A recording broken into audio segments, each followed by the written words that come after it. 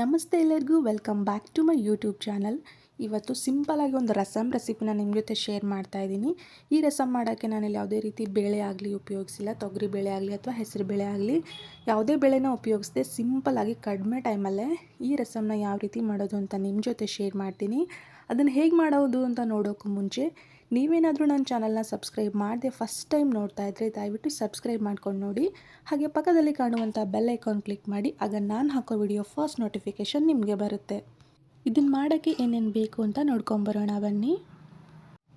ಒಂದು 3 ಈರುಳ್ಳಿನ ತೊಗೊಂಡಿದ್ದೀನಿ. ಈ ರೀತಿ ಚಿಕ್ಕದಾಗಿ ಕಟ್ ಮಾಡಿಟ್ಕೊಂಡಿದ್ದೀನಿ. ಹಾಗೆ ಒಂದು 3 ಟೊಮ್ಯಾಟೊ, ಬೆಳ್ಳುಳ್ಳಿ, ಹಸಿಮೆಣಸಿನ್ಕಾಯಿ, ಹಾಗೆ ಕೆಂಪು ಮೆಣಸಿನ್ಕಾಯಿ, ಸ್ವಲ್ಪ ಇಂಗು, ಧನಿಯಾ ಪೌಡರು, ಅರಿಶಿನ ಪುಡಿ, ರೆಡ್ ಚಿಲ್ಲಿ ಪೌಡರು, ಕಾಳುಮೆಣಸು, ಜೀರಿಗೆ, ಹಾಗೆ ಸ್ವಲ್ಪ ಹುಣಸೆಹಣ್ಣು ಮತ್ತು ಉಪ್ಪನ್ನು ತೊಗೊಂಡಿದ್ದೀನಿ. ಬನ್ನಿ ಹೇಗೆ ಮಾಡೋದು ಅಂತ ತೋರಿಸ್ಕೊಡ್ತೀನಿ. ಮೊದಲಿಗೆ ಇಲ್ಲಿ ಒಂದು ಕುಕ್ಕರ್ನ ತೊಗೊಂಡಿದ್ದೀನಿ. ಯಾವುದೇ ರೀತಿ ಗ್ಯಾಸನ್ನೇನು ಆನ್ ಮಾಡಿಲ್ಲ. ನಾರ್ಮಲ್ ಕುಕ್ಕರ್ಗೆ ನಾನು ಮೆಣಸಿನ್ಕಾಯಿ, ಈರುಳ್ಳಿ, ಟೊಮ್ಯಾಟೊ ಇವೆಲ್ಲವನ್ನು ಸೇರಿಸ್ತಾ ಇದ್ದೀನಿ. ಗ್ಯಾಸನ್ನು ಈಗ ಆನ್ ಮಾಡೋಕ್ಕೆ ಹೋಗಬೇಡಿ. ಟೊಮ್ಯಾಟೊ ಮತ್ತು ಈರುಳ್ಳಿ ಕ್ವಾಂಟಿಟಿ ನೋಡ್ಕೊಳ್ಳಿ. ನಿಮಗೆ ರಸಮ್ ಜಾಸ್ತಿ ಬೇಕು ಅಂತ ಅನಿಸಿದ್ರೆ ಜಾಸ್ತಿ ಮಾಡ್ಕೊಳ್ಳಿ, ಇಲ್ಲಾಂದರೆ ಕಡಿಮೆ ಮಾಡ್ಕೊಳ್ಳಿ. ಒಂದು ಸ್ವಲ್ಪ ಹುಣಸೆ ಹಣ್ಣು, ಹಾಗೆ ಕಾಳು ಮೆಣಸು ಮತ್ತು ಜೀರಿಗೆನೂ ಕೂಡ ಸೇರಿಸ್ತಾ ಇದ್ದೀನಿ. ಒಂದು ಚಿಟಿಕೆಯಷ್ಟು ಅರಿಶಿನ ಪುಡಿ. ಗ್ಯಾಸನ್ನೇನು ಆನ್ ಮಾಡಿಲ್ಲ, ಹಾಗೆಯೇ ಎಲ್ಲವನ್ನು ಸೇರಿಸ್ಕೊತಾ ಇದ್ದೀನಿ. ಒಂದು 2 ಟೇಬಲ್ ಸ್ಪೂನಷ್ಟು ರೆಡ್ ಚಿಲ್ಲಿ ಪೌಡರು ನೋಡ್ಕೊಂಡು ಹಾಕ್ಕೊಳ್ಳಿ. ಮೆಣಸಿನ್ಕಾಯಿನೂ ಹಾಕಿರ್ತೀವಿ, ಖಾರ ಆಗುತ್ತೆ. ಸ್ವಲ್ಪ ಧನಿಯಾ ಪೌಡರು, ಇವೆಲ್ಲವನ್ನು ಹಾಕಿ ಸ್ವಲ್ಪ ನೀರನ್ನು ಸೇರಿಸ್ತಾ ಇದ್ದೀನಿ. ಇದು ಕುದಿಯೋಷ್ಟು ನೀರನ್ನು ಹಾಕಿ ಮತ್ತೆ ಆಮೇಲೆ ನಾವು ನೀರನ್ನು ಸೇರಿಸ್ಕೋಬೋದು. ನೀರನ್ನು ಹಾಕಿ ಮತ್ತೆ ಮೇಲ್ಗಡೆ ಒಂದು 2 ಟೇಬಲ್ ಸ್ಪೂನಷ್ಟು ಎಣ್ಣೆನೂ ಕೂಡ ಸೇರಿಸ್ಕೊತಾ ಇದ್ದೀನಿ. ಇವೆಲ್ಲವನ್ನು ಹಾಕಿ ಕುಕ್ಕರ್ ಲಿಡ್ನ ಕ್ಲೋಸ್ ಮಾಡಿ ಒಂದು 3 ವಿಸಿಲಷ್ಟು ಕೂಗಿಸ್ಕೊಳ್ಳಿ. 3 ವಿಸಿಲ್ ಆದ ನಂತರ ಕುಕ್ಕರ್ನ ತೆಗಿತಾ ಇದ್ದೀನಿ. ನೋಡಿ, ಚೆನ್ನಾಗಿ ಬೆಂದಿರಬೇಕು. ಈಗ ಇದೆಲ್ಲವನ್ನು ನೀರನ್ನು ಸೋಸ್ಕೊಂಡು ಬರೀ ಗಟ್ಟಿ ಪದಾರ್ಥನ ನಾವು ಮಿಕ್ಸಿ ಜಾರ್ಗೆ ಹಾಕ್ಕೋಬೇಕು. ನೀರನ್ನೇನು ಹಾಕ್ಕೊಳ್ಳೋದು ಬೇಡ. ಇವೆಲ್ಲವನ್ನು ತೆಗೆದು ಮಿಕ್ಸಿ ಜಾರ್ಗೆ ಹಾಕ್ಕೊಂಡು ಇದನ್ನು ಆದಷ್ಟು ಫೈನಾಗಿ ಪೇಸ್ಟ್ ಮಾಡ್ಕೊಳ್ಳಿ. ತರಕಾರಿಯಾಗೇನು ಬೇಡ, ಕಂಪ್ಲೀಟಾಗಿ ಪೇಸ್ಟ್ ಆಗಬೇಕು. ನೋಡಿ, ಈಗ ಪೇಸ್ಟ್ ರೆಡಿ ಆಯಿತು. ಈಗ ಇದಕ್ಕೆ ಒಗ್ಗರಣೆನ ಹಾಕ್ಕೊಳ್ಳೋಣ.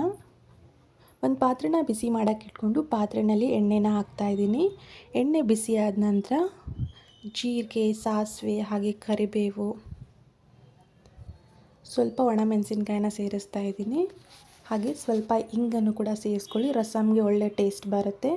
ಇಂಗನ್ನು ಕೂಡ ಹಾಕ್ಕೊಂಡು ಸ್ವಲ್ಪ ಎಣ್ಣೆಯಲ್ಲಿ ಫ್ರೈ ಆಗಬೇಕು. ಇದೆಲ್ಲ ಫ್ರೈ ಆದ ನಂತರ ನಾವು ರುಬ್ಬಿಟ್ಕೊಂಡಿರ್ತೀವಲ್ವ ಮಸಾಲ, ಆ ಮಸಾಲಾನ ಇದಕ್ಕೆ ಸೇರಿಸ್ತಾ ಇದ್ದೀನಿ.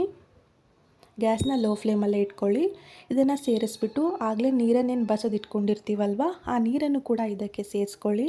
ಹಾಗೆ ಮಿಕ್ಸಿ ಜಾರ್ಗೆ ಕೂಡ ಒಂದು ಸ್ವಲ್ಪ ನೀರನ್ನು ಹಾಕಿ ಅದನ್ನು ಕೂಡ ಇದಕ್ಕೆ ಸೇರಿಸ್ಕೊಳ್ಳಿ. ಕನ್ಸಿಸ್ಟೆನ್ಸಿ ನೋಡ್ಕೊಳ್ಳಿ. ತುಂಬ ಗಟ್ಟಿ ಅಂತ ಅನಿಸಿದ್ರೆ ಒಂಚೂರು ನೀರನ್ನು ಹೆಚ್ಚು ಕಡಿಮೆ ಮಾಡ್ಕೊಳ್ಳಿ, ನಡೆಯುತ್ತೆ. ಒಂದು ಸತಿ ಟ್ರೈ ಮಾಡಿ. ರೈಸು ಹಾಗೆ ಇಡ್ಲಿ ಎಲ್ಲ ಜೊತೆನೂ ಚೆನ್ನಾಗಿರುತ್ತೆ. ಹೋಟೆಲಲ್ಲೆಲ್ಲ ಇದೇ ರೀತಿ ಸಾಂಬಾರನ್ನ ಇಡ್ಲಿ ಜೊತೆ ಕೊಟ್ಟಿರ್ತಾರೆ. ಒಂದು ಸತಿ ಟ್ರೈ ಮಾಡಿ ಮನೆಯಲ್ಲಿ, ನಿಮಗೂ ಕೂಡ ತುಂಬ ಇಷ್ಟ ಆಗುತ್ತೆ. ಅದರಲ್ಲಿ ಚಳಿ ವೆದರ್ಗೆ ಈ ರೀತಿ ಒಂದು ರಸಮ್ನ ಟ್ರೈ ಮಾಡಿ.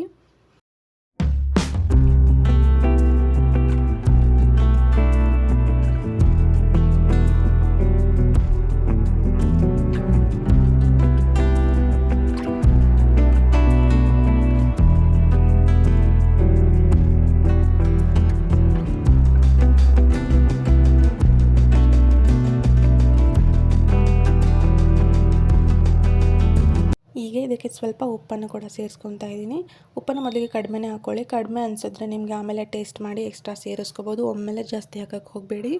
ಉಪ್ಪನ್ನು ಸೇರಿಸ್ಕೊಂಡು ನಂತರ ಸ್ವಲ್ಪ ಹುಳಿ ಅಂಶ ಹಾಕಿರ್ತೀವಲ್ಲ, ಅದು ಬ್ಯಾಲೆನ್ಸ್ ಆಗೋಕ್ಕೆ ಒಂದು ಸ್ವಲ್ಪ ಬೆಲ್ಲನೂ ಕೂಡ ಸೇರಿಸ್ಕೊತಾ ಇದ್ದೀನಿ.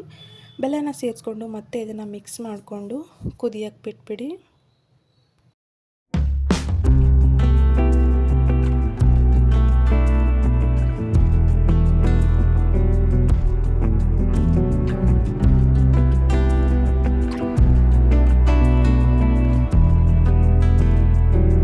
ರಿಂದ 4 ನಿಮಿಷ ಕುದ ನಂತರ ಇದು ರೆಡಿಯಾಗಿ ಹೋಗ್ಬಿಡುತ್ತೆ. ಕೊನೆಯಲ್ಲಿ ಸ್ವಲ್ಪ ಕೊತ್ತಂಬರಿ ಸೊಪ್ಪನ್ನ ಉದುರಿಸಿದ್ರೆ ಆಯಿತು. ಸೂಪರ್ ಟೇಸ್ಟಿಯಾಗಿರೋವಂಥ ರಸಮ್ ರೆಡಿಯಾಗಿ ಹೋಗ್ಬಿಡುತ್ತೆ. ಒಂದು ಸತಿ ಟ್ರೈ ಮಾಡಿ, ತುಂಬ ಚೆನ್ನಾಗಿರುತ್ತೆ. ಹುಳಿಯಾಗಿ ಖಾರವಾಗಿ ಇಡ್ಲಿ ಜೊತೆನೂ ಒಳ್ಳೆ ಕಾಂಬಿನೇಷನು, ಹಾಗೆ ರೈಸ್ ಕೂಡ ತುಂಬ ಚೆನ್ನಾಗಿರುತ್ತೆ. ನೀವೇನಾದರೂ ಚಾನಲ್ನ ಸಬ್ಸ್ಕ್ರೈಬ್ ಮಾಡದೆ ನೋಡ್ತಿದ್ರೆ ಸಬ್ಸ್ಕ್ರೈಬ್ ಮಾಡ್ಕೊಳ್ಳಿ. ಮತ್ತು ನೆಕ್ಸ್ಟ್ ವಿಡಿಯೋದಲ್ಲಿ ಸಿಗ್ತೀನಿ. Thank you for watching.